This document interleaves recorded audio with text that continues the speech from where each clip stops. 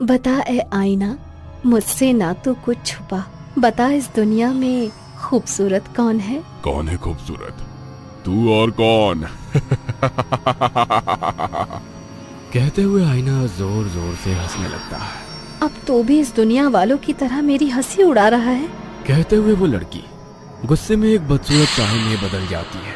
कोई हो ना हो खूबसूरत, मैं हूँ सबसे खूबसूरत। अब जो आईना मेरी हंसी उड़ा रहा था, अब यही है मेरा घर। खूबसूरती के लिए सीरत को जो करेगा नजरअंदाज, वो होगा खत्म, हमेशा के लिए खत्म। कहते हुए वो साया धुआं बनकर उस आईने में समा जाता है। माँ, ये सब क्या है? तुमने मेरी शादी तय कर दी और मुझे बताना जरूरी भी नहीं समझा। हर चीज तुझसे पूछ के तय नहीं करूंगी। तुम्हारे पिताजी के दोस्त की बेटी है। बचपन में ही उन्होंने अपनी दोस्ती को मजबूत करने के लिए तुम्हारी शादी तय कर दी थी। अब जब सही समय आ गया है, इसीलिए उन लोगों को एक दो रस्म के लिए बुला लिया है घर में। माँ, आपने सीधे रस्म के लिए बुला लिया, एक बार भी नहीं सोचा कि यदि मैं किसी से प्यार करता हूँ तो? देखो, सब कुछ तय है। तुम कल मेहमानों के सामने कोई नाटक मत करना। माँ की बात सुनकर अनिमेष गुस्से से अपने कमरे में चला गया और फोन पर किसी से बात करने लगा। फोन पर बात करते करते उसके चेहरे पर चमक आ गई। अगले दिन सब मेहमान उनके घर आ चुके थे, मगर लड़की घूंघट किए बैठी थी। ये बात अनिमेष और उसकी माँ उषा जी को बहुत अजीब लगी।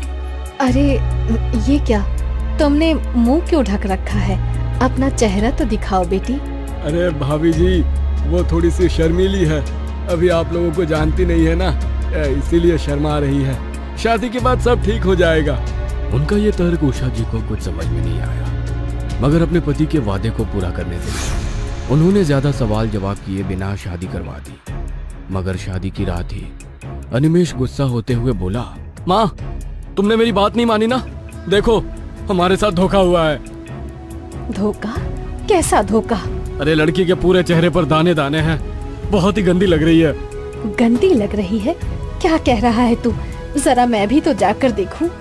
उषा जी उस लड़की को जाकर देखने लगी। उसके दाग वाले चेहरे को देखकर वो भी गुस्से में बोली, अच्छा, तो ये है तुम्हारे संस्कार, इसीलिए तुम लोगों ने चेहरा नहीं बताया था।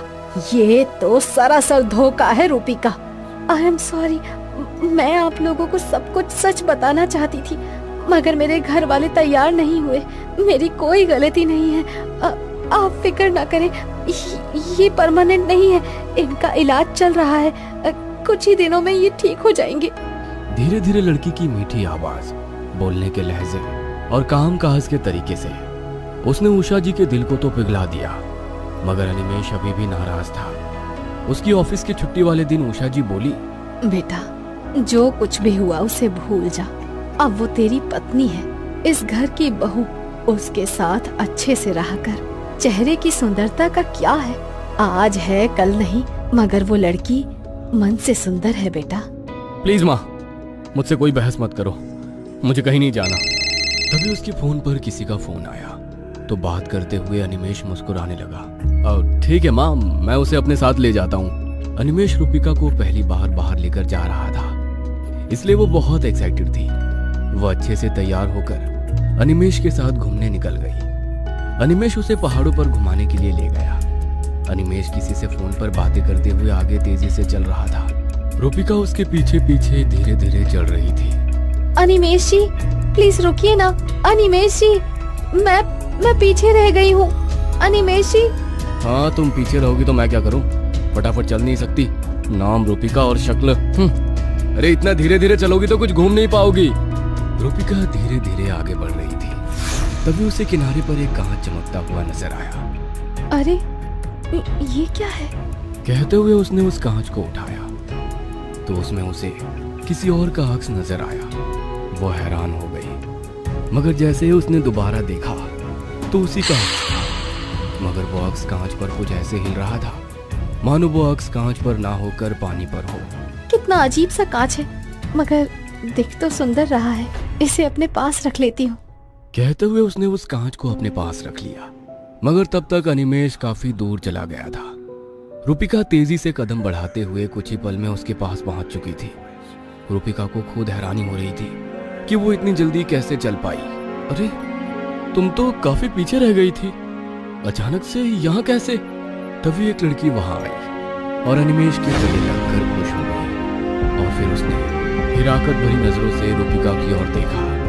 फिर उन्होंने आंखों ही आंखों में कुछ बात करी और वो लोग रूपिका के साथ आगे चलने लगे। पहाड़ की चोटी पर पहुंचने के बाद, जहां पर बहुत कम लोग थे, वहां से उन्होंने सेल्फी खींचने के बहाने रूपिका को धक्का दे दिया। चलो, जान छूटी। अब हमारे मोबाइल में भी प्रूफ है कि हम सेल्फी खींच रहे थे जब ये हादसा हुआ। तुमने बहुत अच्छा प्लान बनाया था। सांप भी मर गया, लाठी भी नहीं टूटी। बस कुछ दिनों में हम दोनों एक हो जाएंगे। मैं भी बहुत दिनों से इसी का इंतजार कर रही थी। अब आंटी को भी हमारी शादी से कोई एतराज नहीं होगा। कहते हुए वो लड़की हंसने लगी और वो दोनों रूपिका के गिर जाने का शोर मचाने लगे। कोई है? प्लीज हेल्प मी, मेरी वाइफ यहाँ गिर गई है। उसकी आवाज सुनकर बहुत सारे लोग वहाँ पर इकट्ठे हो गए। कुछ देर में पुलिस वहाँ पर आ गई और अपनी टीम के साथ रूपिका को ढूंढने लगी, मगर उन्हें कहीं भी रूपिका नहीं मिली। सर देखिए, नीचे बहुत गहरी खाई है, अभी रात होने वाली है। हम उसका रेस्क्यू सुबह ही शुरू कर सकते हैं। रात भर में यदि उसे कुछ हो गया, कोई जंगली जानवर ने उसे खा लिया तो हम लोग इस वक्त कुछ भी करने में सक्षम नहीं है सर। आप लोग भी अपने घर जाइए, सुबह देखते हैं क्या कर सकते हैं।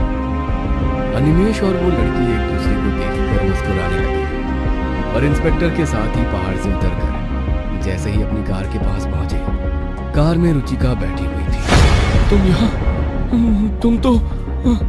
हाँ जी, मैं बहुत देर से आपका यहाँ पर इंतजार कर रही थी। तुम पहाड़ पर क्या कर रहे थे? अनिमेश हैरानी से उस लड़की की तरफ देखता है। लड़की गुस्सा होकर वहां से चली जाती है। अनिमेश रूपिका की साइड वाली सीट पर बैठकर ड्राइव करने लगता है।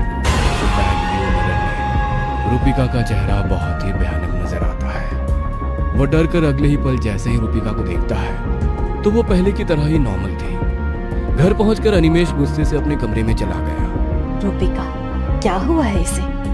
ये इतने गुस्से में क्यों है? रूपिका रहस्यमय तरीके से मुस्कुराते हुए अनिमेश के पीछे पीछे अपने कमरे में चली गई। देर रात पलंग तेजी से हिलने लगा। रूपिका, ये क्या कर रही हो? कहते हुए वो जैसे ही पीछे पलटा, रूपिका वहां पर नहीं।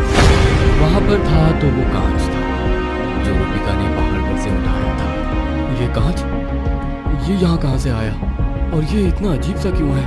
जैसे ही अनिमेश ने उस कांच को उठाया, एक बहुत ही भयानक सी आकृति उसमें नजर आ रही थी।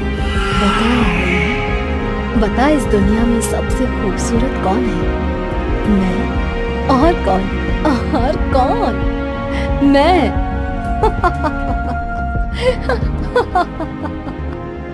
कहते हुए वो जोर जोर से हंसने लगी। अनिमेश ने उस भयानक आकृति को देखकर उस कांच को फेंक दिया। जैसे ही उसने कांच को फेंका, उसमें से धुआं निकलकर बाहर आया और उसने एक औरत का रूप ले लिया।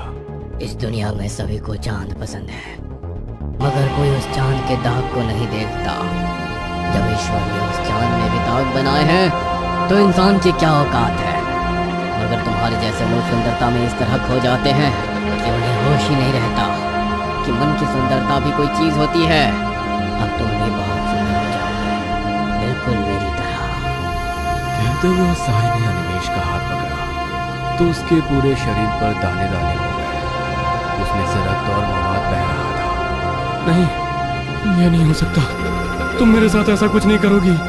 इससे अच्छा कि तुम मुझे मार दो। क्रूर इंसान का मजाक उड़ाने वाले हर व्यक्ति के साथ ऐसा ही होगा। अब ना ही तू जी पाएगा और ना ही मर पाएगा। बोलते हुए वो साया फिर से उस कांच में समा गया। बता है आईना, बता इस दुनिया में सबसे सुंदर कौन? मैं। और कौन? मैं। और कौन? कहीं आप भी तो सुंदरता को चाहने वालों में से तो नहीं है?